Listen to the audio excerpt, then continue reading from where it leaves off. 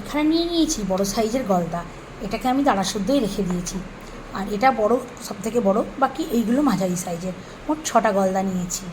আর এখানে নিয়েছি নারকেলের দুধ, একটু টমেটো পিউরি, আর নিয়েছি আদা রসুনের পেস্ট, একটা কাঁচা লঙ্কা, একটু বেশি পরিমাণ পেঁয়াজ কুচি। হ্যালো বন্ধুরা, welcome back to my channel. আজ আমি আপনাদের করে দেখাবো নারকেল দুধ দিয়ে চিংড়ি মাছের ঝাল। তো আমি কিভাবে বানাই দেখতে থাকুন। আমি চিংড়ি মাছটা কিন্তু কোনোভাবেই ভাজবো না, না ভেজেই আজকে চিংড়ি মাছের নারকেল দুধ দিয়ে ঝাল বানিয়ে দেখাবো। গলদার তেল ঝাল বানানোর জন্য আমি এখানে ওভেনে কড়াই বসিয়ে দিয়েছি। এখন দিয়ে দিচ্ছি তেল। সর্ষের তেল দিলাম। আর যেহেতু মাছটা অনেকটাই আছে, 450 গ্রাম ওজন আছে, তো সেই জন্য আমি এখানে তেল দিয়েছি 150 গ্রাম পরিমাণ। তেল হালকা গরম হয়ে গেছে, এখন দিয়ে দেবো 1 মুঠো পরিমাণ কুচনো পেঁয়াজ, আর সঙ্গে দেবো একটা কাঁচা লঙ্কা, সামান্য একটু মুখটা ফাটানো। পেঁয়াজটাকে ভালোভাবে ভেজে নেব।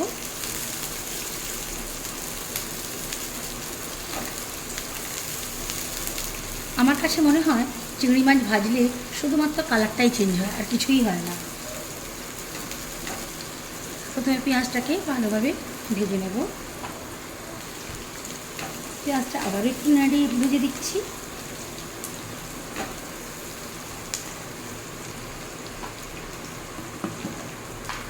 পেঁয়াজটাতে অল্প একটু নুন ছিটিয়ে দেবো, যাতে করে পেঁয়াজটা একটু সফট হয়ে যায় আর ভাজাও তাড়াতাড়ি হয়ে যাবে।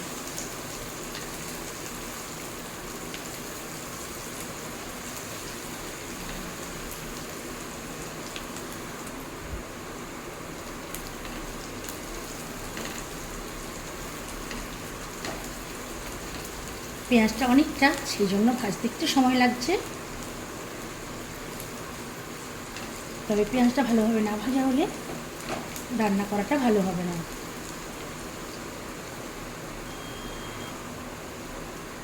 এখন পেঁয়াজের কাঁচা ভাব একেবারেই চলে গেছে, অলমোস্ট ভাজাও হয়ে এসছে। এখন এর মধ্যে দেব রসুনের থেতো, আর দেব আদা থেতো। এগুলো আমি পেস্ট করে না, থেতো করে নিয়েছি, যাতে করে ভাজতে সুবিধা হয়। পেঁয়াজটা যতটুকু ভাজতে বাকি আছে আদা রসুনের সঙ্গে ভাজা হয়ে যাবে।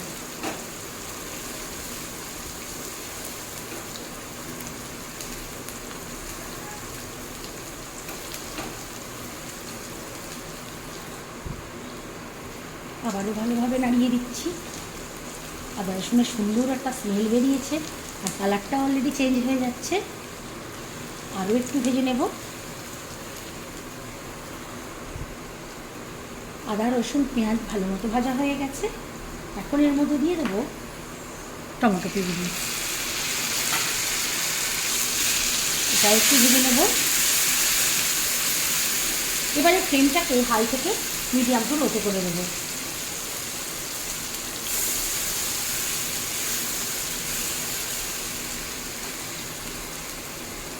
এখন এর মধ্যে দেবো আমি 1/2 চামচের মতো নুন, 1/2 চামচ হলুদ গুঁড়ো, 1/2 চামচ লঙ্কা গুঁড়ো, আর দেবো অল্প সামান্য একটু ধনে জিরে গোলমরিচের গুঁড়ো। লো ফ্লেমে মশলাটা কষিয়ে নেব।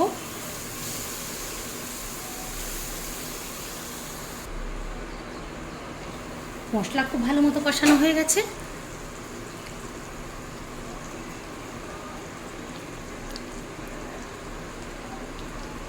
এখন এর মধ্যে আমি দিয়ে দেবো আমার বিস্তারটা ধুয়ে একটু জল। ফ্লেমটা কিন্তু মিডিয়াম টু লোতেই আছে। ফ্লেমটা এবার হাইয়ে করে দেবো। ভালোভাবে ফুটে যাওয়া পর্যন্ত অপেক্ষা করব। খুব ভালোভাবে ফুটে গেছে। এখন এর মধ্যে দিয়ে দেবো চিংড়ি মাছগুলো। দাঁড়া শুদ্ধ চিংড়ি মাছটা আগে দিয়ে দেবো, যেহেতু এটা বড়ো আছে, বাকিগুলোও দিয়ে দেবো। এখন ফ্লেমটা মিডিয়াম টু লোতে করে দেবো।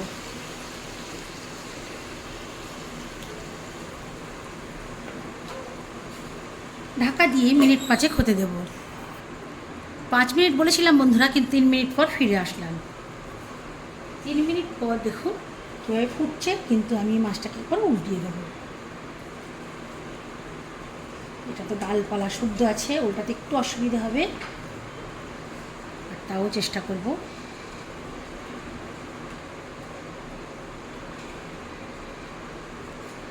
এটা আমাকে হাত ইউজ করতে হবে। হয়ে গেছে, বাকিগুলো এদিক ওদিক উল্টো পাল্টে দেবো। ফ্লেমটা কিন্তু লোতেই থাকবে।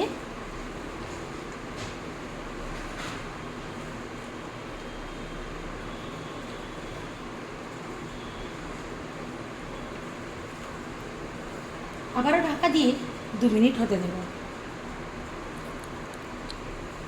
প্রথমে 3 মিনিট ও পরে 2 মিনিট ঢাকা দিয়ে হতে দিয়েছিলাম। টোটাল 5 মিনিট পর ঢাকা খুলছি। দেখুন গ্রেভি অনেকটাই কমে গেছে, একদমই অল্প আছে। এখন আমি দিয়ে দেবো, ফ্লেমটাকে প্রথমে হাই করে দেবো, তারপরে দিয়ে দেবো ধুয়ে রাখা নারকেলের দুধ। এটা একদম গাঢ় নারকেলের দুধ।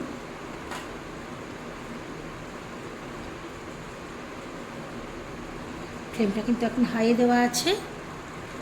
এখন এর মধ্যে দেবো একটা কাঁচা আমের ফাঁক, একটু টক মিষ্টি ফ্লেভার পাওয়ার জন্য। আর যেহেতু টক দিয়েছি, নুনটা দেওয়াই আছে, তবু সামান্য একটু মনে হচ্ছে নুন কম পড়বে, আমি আরেকটু নুন ছুটিয়ে দিলাম। আর যেহেতু টক দিয়েছি, নুন দিয়েছি, মিষ্টি দিতেই হবে। 1 চামচের মতো দিলাম চিনি।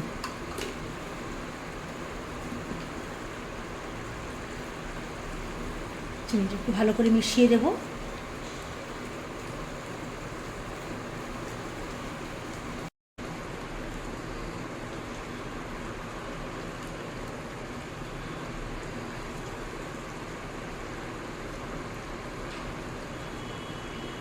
ভালো মতো মিনিট 2 ফুটে গেলে তারপরে আবার ঢাকা দিয়ে দেবো।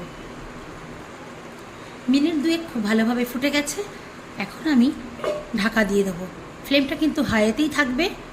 আরও মিনিট 4 হতে দেবো। 4 মিনিট পর ফিরে আসলাম। ফ্লেমটা হাইতেই আছে। আমটা অলমোস্ট সেদ্ধ হয়ে গেছে। আমটাকে একটু ঘেটে দেবো।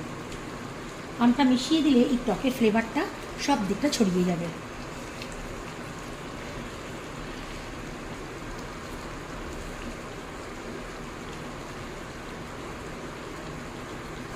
নামানোর আগে দিয়ে দেবো সামান্য একটু গরম মশলার গুঁড়ো।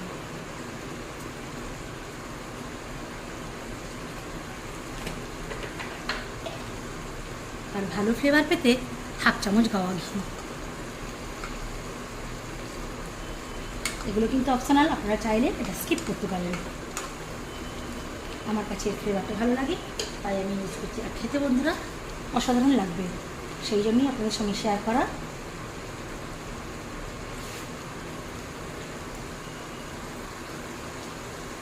ঢাকা দিয়ে নামিয়ে নেবো। ফিরে আসছি ঠান্ডা হয়ে যাওয়ার পর। ঢাকা খুলে নিলাম। এখনও ফুটছে, হালকা গরম এখনও আছে। তাহলে বন্ধুরা দেখতেই পেলেন কীভাবে বানালাম আমি গলদার তেল ঝাল। অবশ্য নারকেল দুধ দিয়ে তেল ঝাল। তো আমার এই নারকেল দুধ দিয়ে গলদার তেল ঝালের রেসিপিটা আপনাদের কেমন লাগলো অবশ্যই কমেন্ট করে জানাবেন। ভালো লাগলে লাইক করবেন, আর আমার চ্যানেলটাকে বরাবরের মতো এবারেও সাবস্ক্রাইব করে দেবেন।